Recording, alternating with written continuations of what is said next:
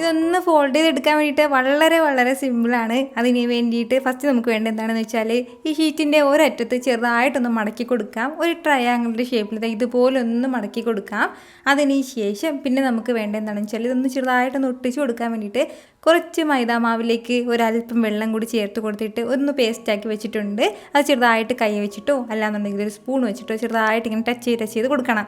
അതിന് ശേഷം ഇതുപോലെ ഒന്ന് ഈ രണ്ട് സൈഡിലും നമ്മൾ ചെറുതായിട്ടൊന്ന് പുരട്ടി കൊടുത്തതിന് ശേഷം വീണ്ടും ഈ അറ്റവും കൂടെ ചേർത്തിട്ട് ചെറുതായിട്ട് വീണ്ടും ഒന്ന് ഫോൾഡ് ചെയ്ത് കൊടുക്കണം. അപ്പോഴത്തേക്കും നമുക്കിത് ഇതുപോലെ കോണിൻ്റെ ഷേപ്പിൽ നമുക്കിത് കിട്ടും. സമൂസയുടെ ആ ഒരു ഷേപ്പിൽ ഇതിനുള്ളിൽ നമുക്ക് ഫില്ല് ചെയ്യാവുന്നേ ഉള്ളൂ.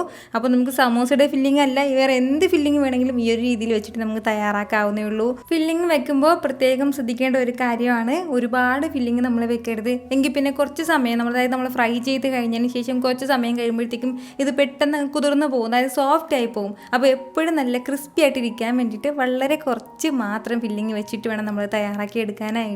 അപ്പോഴും മാത്രമേ ഇങ്ങനെ കരിമുടിക്കടുമുടാ നമുക്കിങ്ങനെ കിട്ടുള്ളൂ. അതിൻ്റെ പേരാണ് ഞാൻ എടുത്ത് പറയുന്നത്. അപ്പോൾ ഇതുപോലെ ഫില്ലിംഗ് ഒക്കെ വെച്ചതിന് ശേഷം വീണ്ടും ഈ സൈഡിൽ നിന്ന് ചെറുതായിട്ടൊന്ന് ഫോൾഡ് ചെയ്ത് കൊടുക്കണം. അപ്പോൾ ഫോൾഡ് ചെയ്യുന്നതിന് മുമ്പ് ചെറുതായിട്ട് നമ്മുടെ മൈദാ പേസ്റ്റൊക്കെ ഒന്ന് പുരട്ടി കൊടുക്കണം കേട്ടോ. അതിന് ശേഷം വീണ്ടും ഒന്ന് തിരിച്ചൊന്ന് ഫോൾഡ് ചെയ്ത് കൊടുത്താൽ മാത്രം മതിയാവും. നമ്മുടെ സൂപ്പർ പെർഫെക്റ്റ് ആയിട്ടുള്ള സമോസ ഇതുപോലെ ഒന്ന് ഫോൾഡ് ചെയ്ത് കിട്ടിക്കോളും. ഒരുപാട് രീതിയിൽ നമുക്കിത് ഫോൾഡ് ചെയ്ത് എടുക്കാവുന്നേ ഉള്ളൂ. പിന്നെ ഇനിയിപ്പോൾ നമുക്ക് എന്തെങ്കിലും സ്പെഷ്യലായിട്ട് എന്തെങ്കിലും ഐഡിയ ഉണ്ടെങ്കിൽ ആ രീതിയിൽ നമുക്കിത് ഫോൾഡ് ചെയ്ത് എടുക്കാവുന്നേ ഉള്ളൂ. വളരെ സിമ്പിളാണ് കേട്ടോ.